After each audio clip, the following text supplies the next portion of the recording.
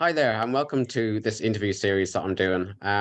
Today I have a very special guest with you.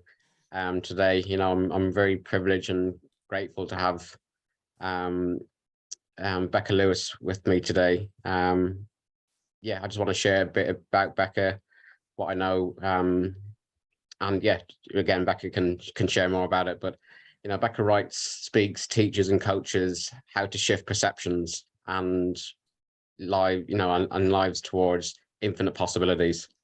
Becca is the author of 10 non-fictional books called the Shift series. These books are based on her shift system, which she officially began in, I think, 1992, if I'm right. Yeah. She's also the author of over, 25 fiction books. So, incredibly powerful person. And I'm just, extremely grateful to have her on the show. And yeah, thank you so much, Becca, for being here with me. I'm glad to be here. Thank you. Amazing. Yeah, I just wanted to know if you can sort of share a bit about your background, sort of what inspired you to, come onto the path that you're on now, really, and just sort of share a bit about yourself. Yes. So do you want a short story or a long story? So It's up to you. Well, I think we're all know our path when we're really young, but we don't know how it's going to play out. So if we look back, we can kind of see, oh, that's where it was taking me. But I've always been, as my mother continues to tell me at 96, my mom is 96, and she must tell me this once a month, how in some way, I was different. So I was always saying to people, and her in particular, you could make, Mom, you don't have to think that way. If you thought this way, you'd be happier, which, little kids are not supposed to say to their parents. So it wasn't a welcome conversation at that time, but that is actually what I was always thinking. I was always looking at people saying, well, why don't you, I didn't say it in these terms, I had to grow up and think about how to frame what I was doing, but I was always thinking, well, why do you choose that way of thinking, what I call now your point of view? Why do you choose that point of view and make yourself so unhappy? And even though, like everybody, especially teenagers, I definitely had times I was unhappy, but I knew that I knew I was responsible for what I was doing with these bad times, because there were things that I couldn't have, things happen to us, and you have to make a choice about what you're going to do. So over time, I would always collect these really cool sayings and classes and ideas, even when I was a teenager, about quotes. I have, quotes about people who would say things that you could be different than you are. And so I did a lot of different kind of jobs. I have had hundreds of little jobs, but I also taught dance, have a master's degree in dance at UCLA. I've sold things. I've sold things from diamonds to, I was a certified financial planner for a large part of my life. But all along, what I was really doing was collecting stories about how we can shift our experience of life if we shift how we see it. So along the way, I figured out the word shift, and then I figured out the word perception, and I stuck those two together, and I started teaching a class called The Shift in 1992, and everything kind of just grew from there. But I really moved to it very specifically. I'll tell you this very little short story. When I was doing financial planning in the late 90s, and I was always thinking, well, I'll just kind of do this on the side. I'm going to write a book. I'm teaching this class, but it's not my life thing. But I was talking to a woman who I had done a financial plan for, and I know not everybody's like this, but I'm kind of obsessive about, if I'm going to do something for somebody, it's going to be for their good, not. So it was a really, really good financial plan, and it didn't make me a lot of money, but it was good for her. So, but when I showed it to her, she could not see herself in that plan. She couldn't see that things could be that good for her. So what she did is she went off to another financial planner who sold her a bunch of stuff that was not good for her because she could see herself in that. And I thought, well, I think my job is to shift people's perceptions. And so I've been trying to do that in one form or another, both first in nonfiction, but also in fiction, about their point of view and their state of mind. So those two things, how do we shift that? Because it's nice to say, but so how do you do that? So Yeah. that's what I wanted to know. It's like, how do you do that? So. Oh my God.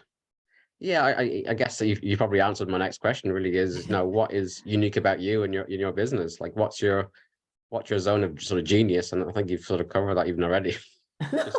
Yeah, we all have that zone of genius, don't we? Yeah. And that's part of my job, is to try to get everybody to see their zone of genius, because I really believe that all of us have to act as ourselves. We have to put ourselves out in the world as ourselves. And I can't be you and you can't be me. And I can't wish I was like someone else.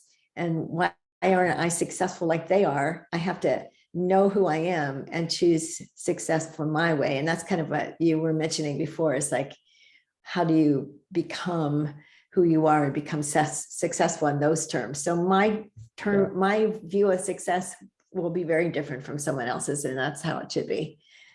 So Yeah, exactly. And so what sort of products do you sell in your business? Well, let's see. Well, so I never actually, I think about, I do sell products like t-shirts and mugs, but I don't think of what I sell as a product. So I had to go back and go, yeah, I guess I do. I think the overall thing that I sell is the idea of community, that we all need a community. So I run a few small communities, but I also sell my books, because if you can't talk to me, and I coach, but I don't coach a lot of people. I keep that part of my life small and contained, while I try to put myself out and like things like this, videos and books. So you could do that. And I'm preparing evergreen courses of all the books, which is much more involved than you might think it is. So I'm doing one book at a time. And then that way people can watch the courses and read and the course includes the books and the audios and all that stuff. So put myself out that way. Yeah, I just come back to something you said a minute ago, is about a community. And that was something I discovered sort of over the last few years. I wanted to be in a space of like-minded people, entrepreneurs, ambitious people. And that's something that's massive in my life, is, having that community. I think it's a big part of people's lives. It should be. It should be. It's really important. And I wouldn't have said that about myself. If you would have asked me 20, 30, 40 years ago, I would have said, I'm a really private person. I like being I like working on my own. But when I was at UCLA, I started a small dance company while I was there, and it was 5 women. And I loved running that company. I loved it. And when it was over, I was kind of bereft for a long time, and I didn't know why. And then I thought, well, what is the time of my life that I was the happiest? Yes, it was because I was dancing, but it was because I had that community. We were all, when you're getting ready to do a performance, you're all together. It's a community. So, and that's when I started realizing I had to always have a mastermind group or some kind of community that I could participate in. And that's just grown over the years to what that looks like. But I used to think, I would have said as a kid, well, I could do this myself, which is what I said to everybody, leave me alone, I could do it myself. Now I know that's no, can't do it myself. That's absolutely impossible. That was something I discovered as well with, when I sort of started the online space, and that's, having a community, you can't do it alone, basically, is what I'm saying. You need to reach out and have that connection, help build up those relationships with people, and you sort of grow together. And, that's what I absolutely loved and wish I'd found sooner, to be honest. Well, I think you found it soon enough, right? It's, when you find it, you find it, and then you recognize it, and then you recognize what kind of community you want and what is your Yeah. value inside of that. I mean, I belong to a couple of communities that I'm a lurker in the community, and then I belong to my communities that I run, and then I belong to a couple of communities that I love participating with. So, and they all have kind of different focuses, but Yeah. I learn in a community, even though I might work by myself, I learn in a community. So here you are, you're in a community now. So it's awesome. Yeah. And it's very powerful, isn't it? You know, you don't realize how much it is, you know, especially with, for me personally, live events is probably the biggest impact on my life. Before, you know, pandemic and all that, but you know, live events, I just felt so connected and as one, let's say, in the community. So I don't know if you can relate with that, and Oh, absolutely. and the impact it has on your life. Yeah. I just went to a small community gathering of writers, and it was awesome. Just, you know, there was six of us writing for the weekend and having a community of, this is what we do and this is what we talk about. And it was awesome. I'll know them forever because it was such an important part. We were all together in one thing. So, and the community of dancers that I had, we still know each other. We still communicate with each other. We always will, because we had that time together, and that's what we grew up together, kind of. Yeah. So Yeah, it's like the lifetime partnerships, friendships that come from it. You know, I've got friends for life now from these environments, these sort of intimate sort of moments, and yeah, it's something quite special. yes. Yeah, I guess just another sort of thing I wanted to sort of you to share with the audience is really that your sort of strategies around personal growth and business growth. Like, is that, do you have sort of any particular unique strategies, you know, that work for you and that you can share? Well, I think all my strategies, the shift system is one big fat strategy. Yeah, I was just going to say, it sounds like, yeah, but comes it under that. also, I've developed over the years, I keep developing tools. I call them tools for transforming thinking. And Oh, wow. I try not to separate business and personal, because I know I'm doing business on one hand and I'm doing personal on the other. I'm not saying that, but if I say that these are my goals, and I'm going to change that word in a second for business, but this is my goals for personal, and they conflict, and this is not a happy event.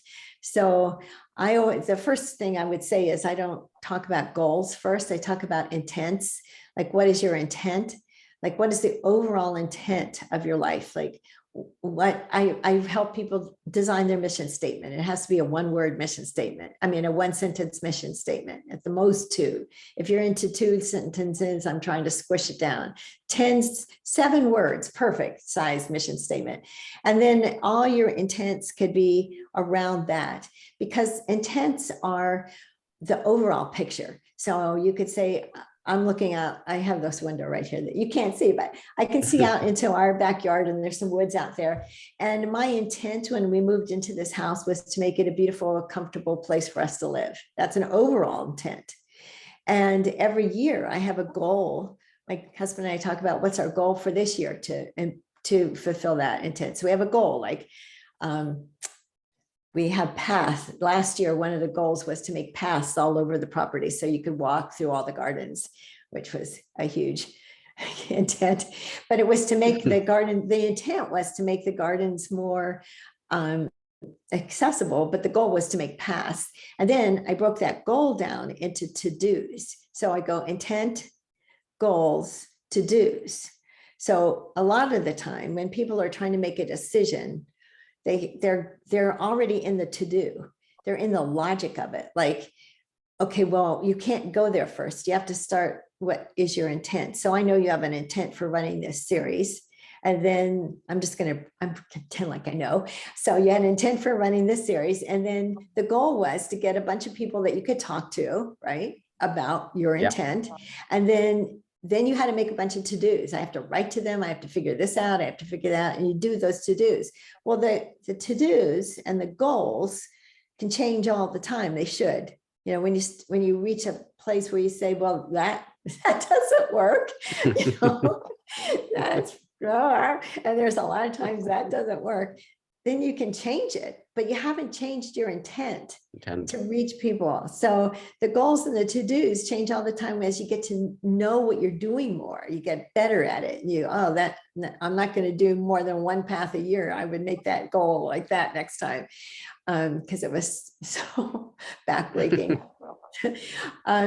But still, the overall intent to make our place beautiful and comfortable. And if we ever leave it, we left it better than we came. I mean, eventually we will. So the people that come after us will have a better space because we were here. And that's an overall intent from me. It's like, because I'm around, are people better off because I'm around? Did I help in any way? Did I make the space better? Did I make your life better? Did I smile at you at the grocery store so you feel happier? So it's an overall intent. And then the things, and it's not hard to do either. I mean, really, it's not like this huge, I have to be somebody important to pull that off. And I think that's the mistake a lot of us make, is that we think, well, I have to be like a bigwig, or I have to make a lot of money, or thousands of people need to know me to make an impact. And that's not true. We just one person at a time. So yeah, we tend to overcomplicate things and overthink. Yeah. I don't need a bunch. I enjoy people that love what they're doing way more than I enjoy the self-important person who has to prove something to me. It's like, could you just be real? So yeah. So I think that's an overall thing, is the intent goal to do is one of the things. So if your intent is to have, make a ton of money on one side, which means you have to work 100 hours a week. And that doesn't necessarily mean you do, but let's say that's what happens. But you also intend to have a happy home life and take care of your home life. Well, they don't go together. So that's why I try to put those two things together rather than separate. Oh my God, incredible. So powerful. Yeah. Thank you so much for that. I was just thinking, if you could think back over, your time doing what you're doing, like what your most successful stories in terms of helping clients, and just anything that you're really proud of what you've done, have achieved. Well, I'm proud of a lot of things. I'm not proud of a lot of things I've achieved, but I have learned from them. And I'm proud every day of the people that I know. When I see each one of us say, oh, I could do that better. This is a thing. Can you do it better? Can you do it easier? Can you make this better? And if somebody does something really small, then it's huge for me. I know maybe I should be thinking, I see people who I've worked with for the years run big companies. Yes. And I've seen people shift their life. So they were starting down one path, and then we worked together, and they said, oh my God, that's not where I want to go. And they shifted it over to where they wanted to go and are making a life for themselves. And that makes me really happy. But I can't say that it makes me happier than the moment every day when somebody puts something in one of my Slack channels or communities and says, I did this. It's like your mom, if I'm a mom, so watching your kid take one step, it's just as exciting as you watch them when they graduate from college. It's just, you're just happy that people are better and have a better experience. So my biggest success, lots of people have done really cool things, what I've hopefully been part of, but it's the day-to-day thing that keeps you going. Otherwise, you're like, why do I work so hard, right? So yeah. and I guess it's like you said, it's learning from your mistakes and getting better and improving it and shifting your attitude and your mindset. That's what it's all about. Yeah. Yes. And I don't think we have to suffer to do that. So even though often we do, but I don't think it's a requirement. I just think we have to be observant and know ourselves really well. So I use a lot of self-discovery tests, but I don't use them as this is the way it is kind of thing, just as an overall thing. And like looking in the mirror and say, oh, I'm really good at this. Like I know what I'm really good at and I know what I'm not really good at. And I try to use what I'm really good at and get better at the things I'm not, or else get someone to help me with those things. Yeah. So I'm good at research, but I don't like it. So if I need something researched, I ask my husband to do it. Can you, I just did that. I said, my camera keeps doing this weird thing. It's going to drive me crazy looking up how you do this. Could you do it? Because he'd like, this is something he would like doing. So yeah, I always ask for help for people. I try to ask people for help on things they already like doing, not impose it upon them. So Yeah. Well, you have to move forward in life. yeah. No, you need support. We hold each other accountable. We hold each other up, and Yeah. I'm always reaching out for people, saying, "Look, I need your support here or there." Or Yeah. every day I'm doing it, reaching out. Yeah. It's a good thing. Yeah. I guess I would like to understand, or if you can help me. So how do I say it?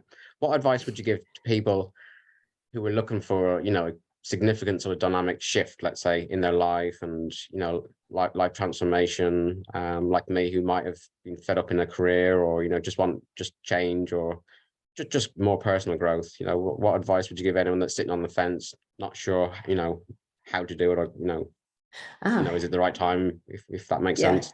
Yeah. Oh yeah.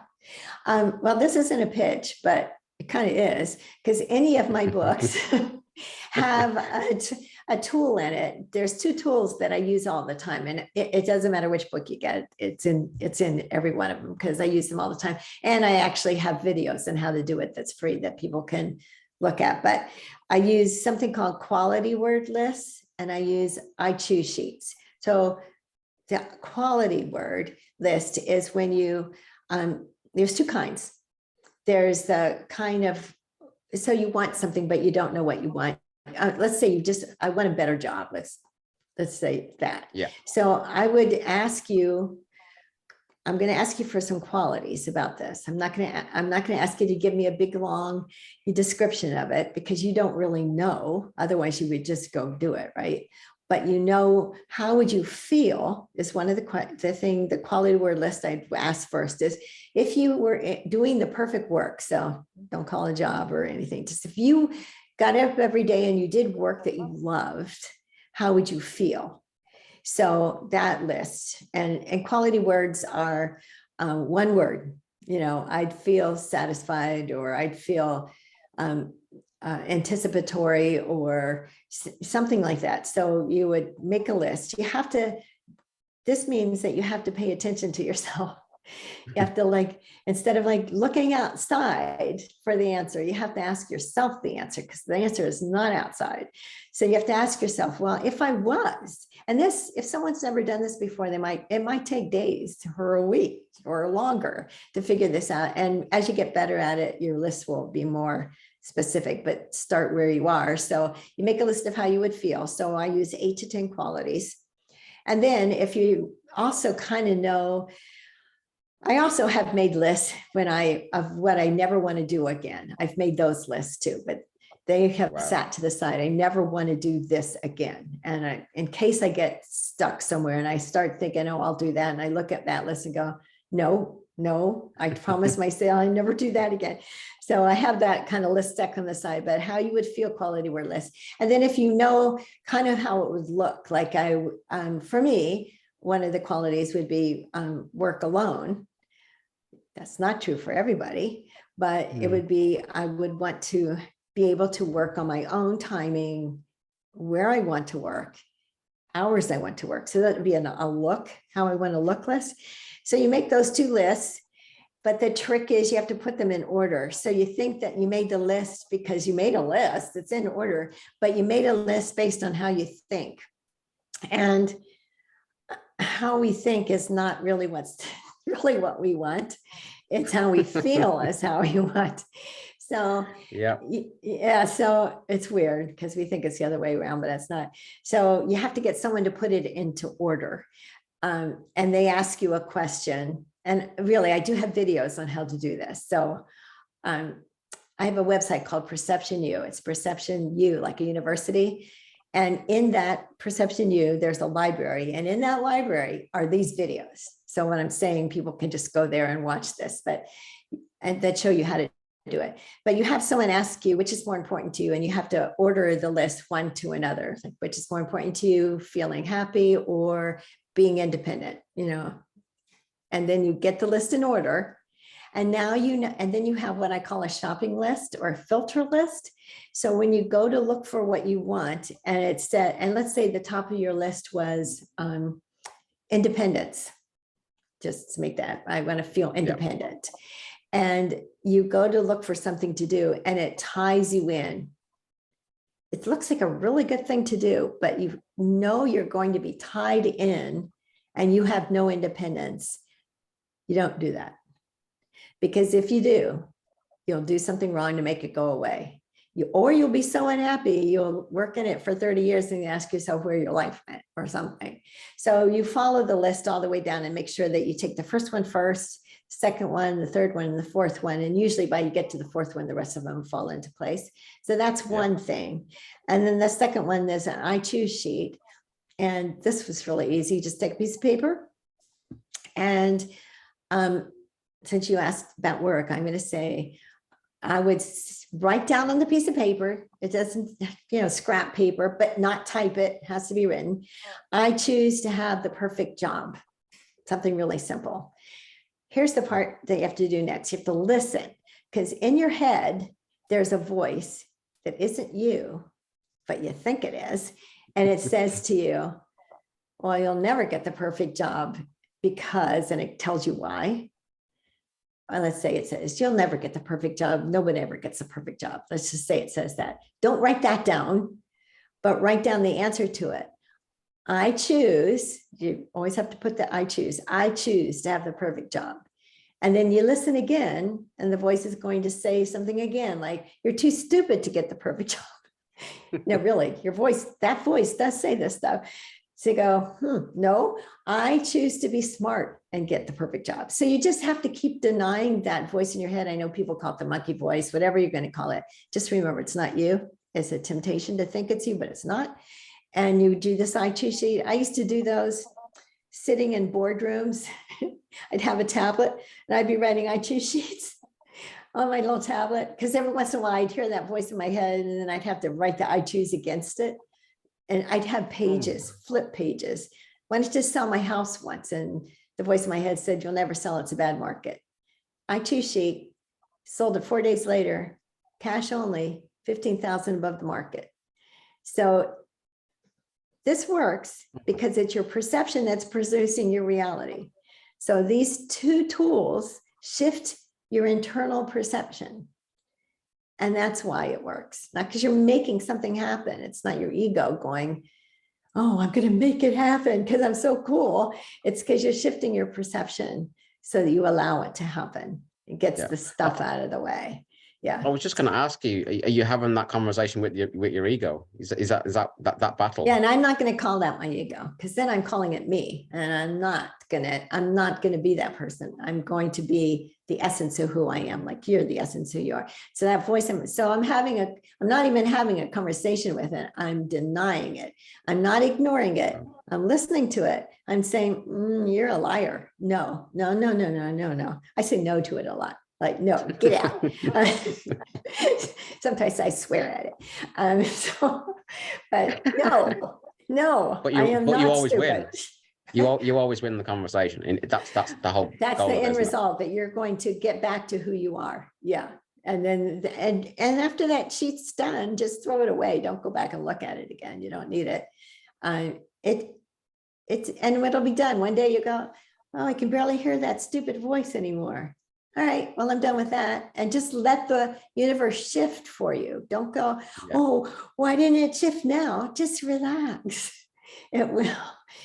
Just do your work every day. Do your work, do your intent, don't sit there like a lump on a log thinking things are going to happen without you doing any work. The work first is internal, and then it tells you what to do outside, and then you do that. Then you wait and trust that it will change. So is that similar to sort of creating affirmations? Or is that something that's quite different? Well, it is kind of like an affirmation because I do, so an affirmation is stating the truth of something, right? Yeah. So, okay, the real truth, and it's stating your point of view. But so I'm giving you all the things today. So your point of view is only one part of the problem. So an affirmation states your point of view. It says, abundance is available all the time. Let's just say that's my point of view. It's a really cool point of view, right? Or everything I need is available in every moment. That's a really cool point of view. I actually, and the best, you should always choose the best point of view you can possibly imagine. I have a book out called Imagination Mastery. It's like choosing the best point of view you can imagine. You do not have to believe it. You just have to have it. But the problem, and I love affirmations, so this is not opposing affirmations, but you have to add the second part. So perception is a point of view and a state of mind. So back to that feeling. So I can say I have everything I want in every moment, but inside myself, I'm going, oh my God, I can't pay my bills. Or if I quit this job, what's going to happen? Or I'm not making, we have it, that voice in our head is saying that stuff to us. So that's why the I choose sheet and the quality word list, because it's shifting your state of mind, but also meditation, yoga, walk in the woods, go hug a tree, calm yourself down, breathe, do all those things also changes your state of mind, because your state of mind is actually what runs your world, not your point of view. But you have to have a point of view to start with. So Oh my yes. Just Incredible. add that extra piece. Oh my God, so powerful. I'm blown away myself. You'll be walking around going, what's my state of mind? What's my point? And really, that is what you have to do. What's my point of view? And you have to listen to yourself, because you'll say your point of view and you'll say things to fit in. And then you think, do I really believe that?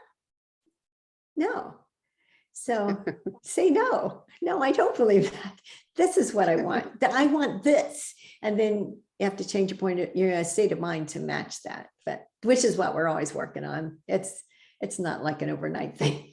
It's an ongoing. No, I was gonna say, yeah, it takes time, and it's, even I'm working on myself, and again, it's just having that conversation with myself. And I was gonna ask, do you walk down the street and people look, she's talking to herself? I do talk to myself. I talk to things too. I talk to trees and birds and gates. And someone said, are you talking to your car seat? I said, yeah. Oh yeah, I am. Oh, sorry, but not sorry. I talk to everything. So, but they don't know that a lot of times in my head, I'm saying, no, not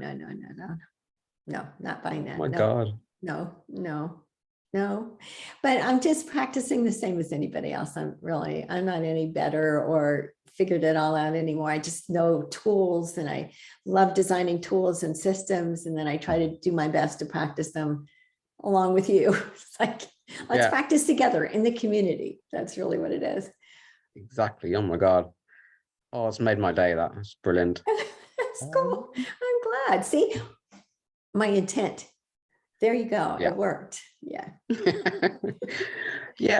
Sorry, I'm just looking at the time now, and I don't want to take too much of your time up. But I just wanted to know if you have any sort of final thoughts and you'd like to share, if you've missed anything, and sort of how can the audience sort of reach out to you and contact you?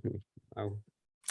Yes, final thoughts. I guess that I just want people, all of us, to remember to start with the idea that we're already perfect, that the essence of who we are. I know it's a spiritual point of view, but that's my point of view. It's a spiritual quantum physics point of view, that if you start with the idea that you're already where you need to be, and we're just getting rid of that crap that tells us we're not, it makes it a little easier. You don't have to make something happen. You just have to let go. And how you can find me at my website, Becca Lewis, which is 1C, beccalewis.com, or that Perception U website. Both of those places, you'll find stuff. And then you're going to give away the 28-day Shift to Wealth book. Oh, so, sorry. We get that. I don't know if you want to sort of comment on that yourself. Yeah, it's not wealth like money, although I want everybody to have all the money they ever needed. But we don't need all the money that some people have and hoard, but all the money you need all the time. I want you to have it.